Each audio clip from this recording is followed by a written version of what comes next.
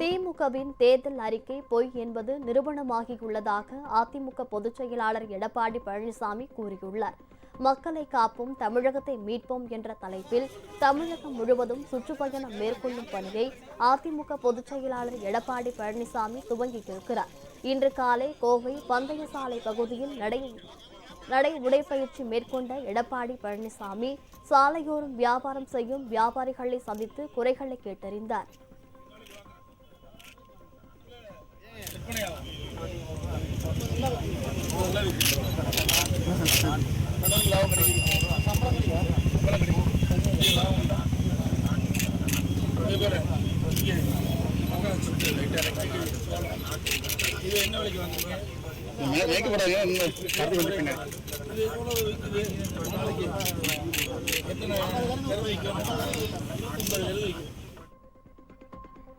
பின்னர் செய்தியாளர்களை சந்தித்த எடப்பாடி பழனிசாமி, அதிமுக ஆட்சி அமைந்தவுடன் திமுக அரசு வாங்கிய கடன் குறித்து விசாரிக்க குழு அமைக்கப்படும் என்றார்.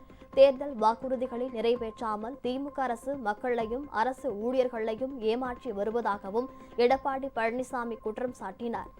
திராவிட முன்னேற்ற கழகம் 2021 ஆட்சிக்கு வந்த பிறகு இப்பொழுது 2025 நிதி அறிக்கையில் தெரிவித்தாங்க 50,000 பேர்களுக்கு தான் புதிதாக வேலைவாய்ப்பு கொடுக்கப்பட்டிருந்தது அவருடைய செய்தி. ஆக 4 லட்சம் காலி பணிகளை இதுவரை நிரப்பவில்லை. அது கொடுக்கப்பட்ட வாக்குறுதியை நிறைவேற்றவில்லை. அது மட்டுமல்ல, இந்த 4 ஆண்டுல கிட்டத்தட்ட ஓய்வு பெற்றோருடைய எண்ணிக்கை அதிகம்.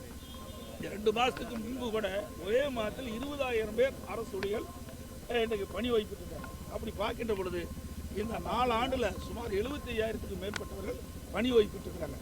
அப்படி இந்த 4 ஆண்டு காலத்தில் இவருடைய ஆட்சியில், திமுக ஆட்சியில் வெறும் 50,000 பேருக்கு தான் பணி வழங்கப்பட்டிருக்கிறது அவருடைய அறிக்கையில்.